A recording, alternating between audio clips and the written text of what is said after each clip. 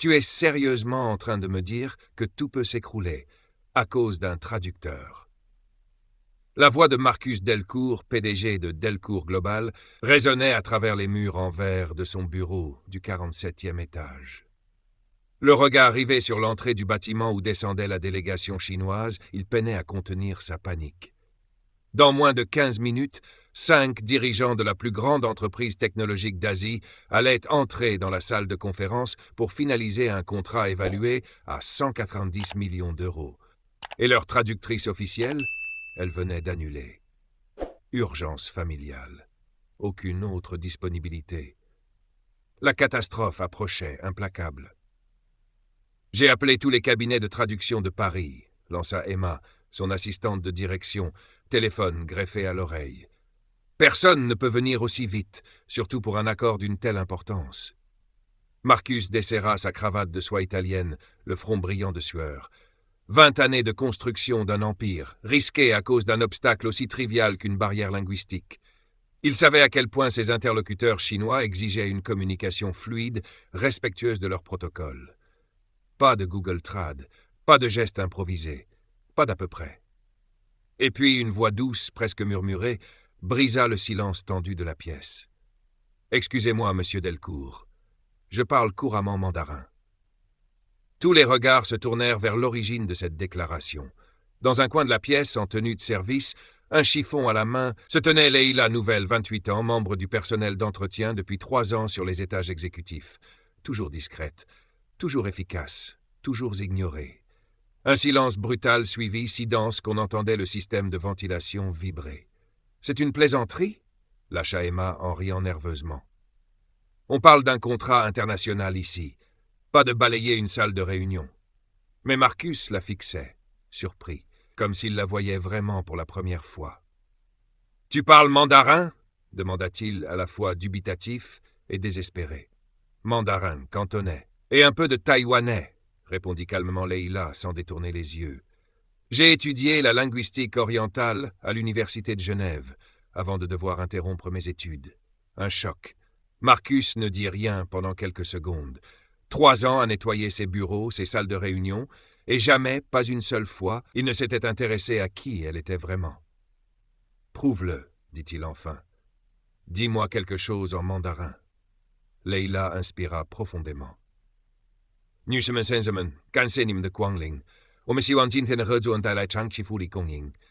Même sans comprendre un mot, Marcus ressentit immédiatement l'assurance, la maîtrise, la fluidité. Qu'est-ce que ça voulait dire?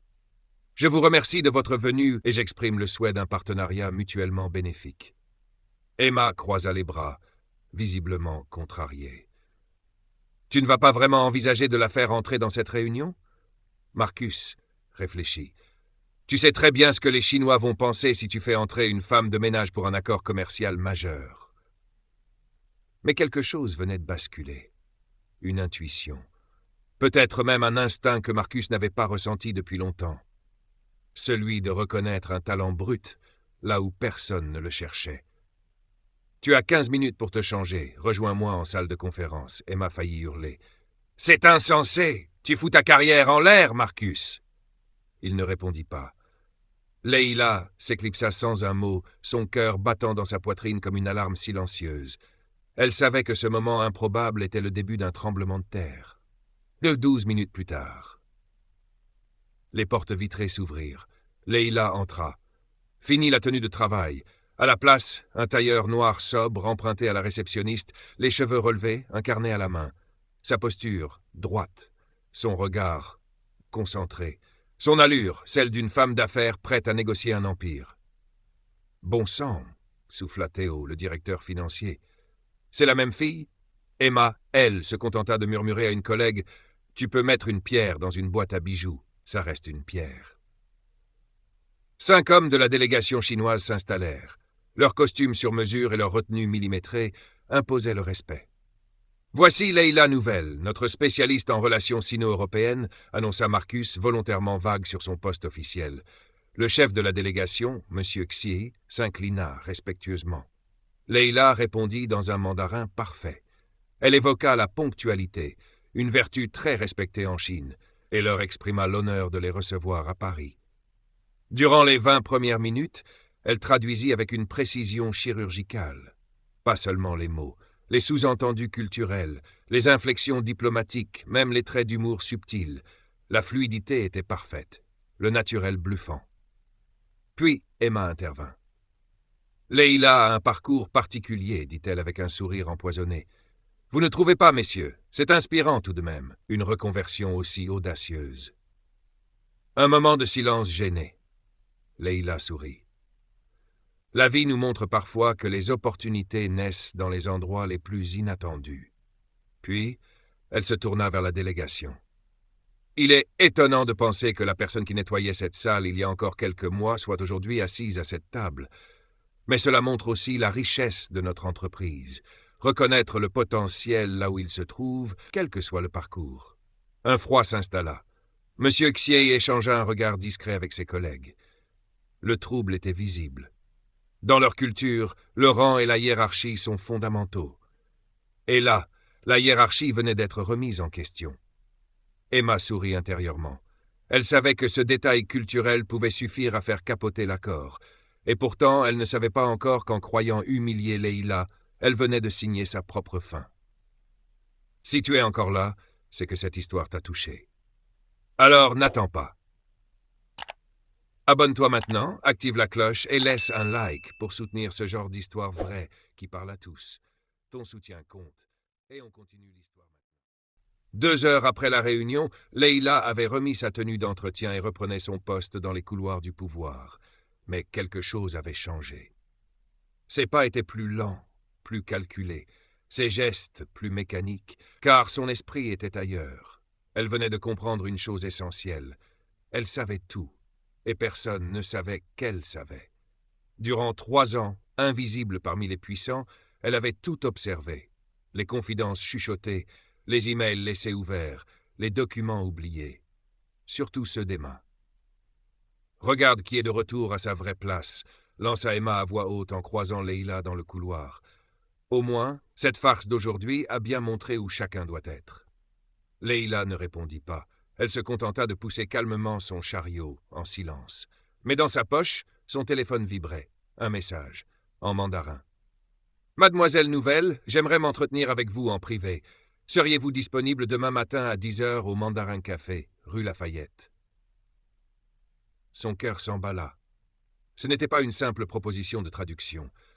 C'était une proposition d'avenir. Le lendemain, 10h03. Le Mandarin Café baignait dans une lumière dorée. À l'intérieur, M. Xier l'attendait, accompagné d'une femme élégante, Mei Lin, vice-présidente du groupe chinois. « Mademoiselle Nouvelle, commença-t-il en anglais avant de passer au mandarin, vous n'avez pas simplement traduit des mots hier, vous avez interprété une vision, la vôtre. » Mei Lin renchérit. « Notre groupe s'étend en Europe, et nous avons besoin de quelqu'un qui parle les 2 langues et les 2 mondes. » Pendant 2 heures, Leila exposa calmement sa vision du marché, ses observations sur les erreurs des grandes entreprises occidentales, sa compréhension des enjeux culturels.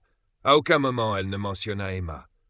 Mais ses mots étaient précis, calculés, stratégiques. Quand Mei Lin lui tendit une carte de visite, elle lut Leila Nouvelle, consultante principale Europe-Asie. Parker & Associates, conseil stratégique international, un salaire 5 fois supérieur. Un poste sur mesure. Une mission, évaluer les pratiques douteuses chez Delcourt Global. Nous avons des raisons de croire à des violations éthiques et contractuelles. Votre connaissance de l'entreprise pourrait nous être très utile, conclut M. Xi.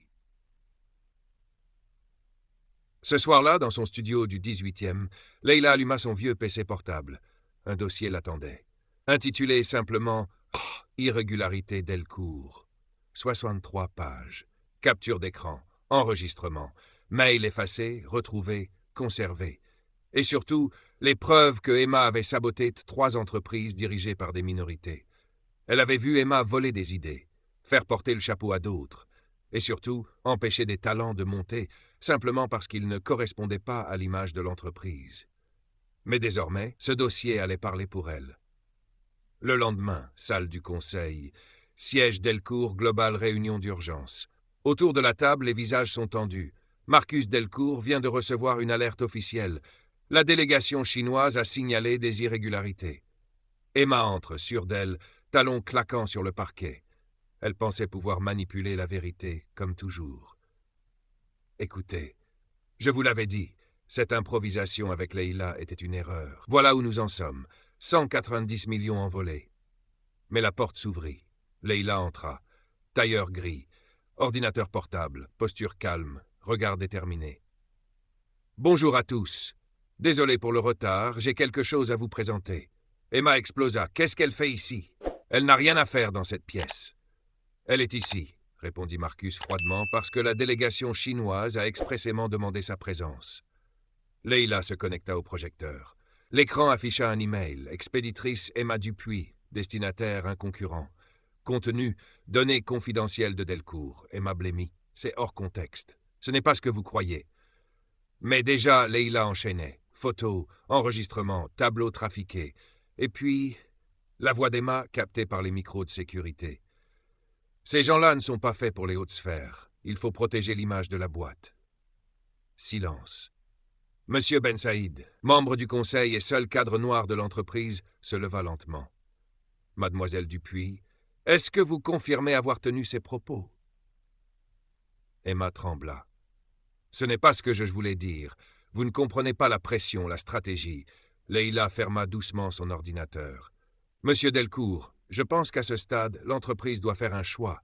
Continuer à fermer les yeux ou décider de ce qu'elle représente vraiment. Marcus prit une grande inspiration. Il regarda Emma. « Vous avez 30 secondes pour m'expliquer pourquoi vous ne devriez pas être licencié et dénoncé. » Emma regarda autour d'elle. Aucun regard de soutien. Aucun. Puis, la phrase tomba. « Vous êtes renvoyé pour faute grave, votre badge est désactivé. » Sécurité? Emma quitta les lieux sous escorte. Mais avant de passer la porte, elle lança un dernier regard venimeux à Leila. « Tu n'es qu'une femme de ménage avec un costume emprunté. » Leila la regarda droit dans les yeux. « Non, je suis celle que tu n'as jamais vue venir. » 3 heures plus tard, Marcus convoqua Leila. « Comment t'as fait ça? 3 ans d'observation? De mémoire ?» Elle sourit. « Quand tu traites quelqu'un comme un meuble, tu oublies qu'il voit et qu'il entend tout. » Et à cet instant, Marcus comprit que la femme qu'il avait ignorée pendant 3 ans venait de sauver son empire. « Tu ressens cette montée de puissance? » Ce retournement brillant. Si cette histoire t'a inspiré, soutiens notre travail. Abonne-toi à la chaîne, clique sur la cloche et laisse un like pour qu'on continue à raconter ces histoires puissantes et vraies qui méritent d'être entendues. Le combat de Leila est celui de milliers de gens invisibles. Et maintenant, on les voit.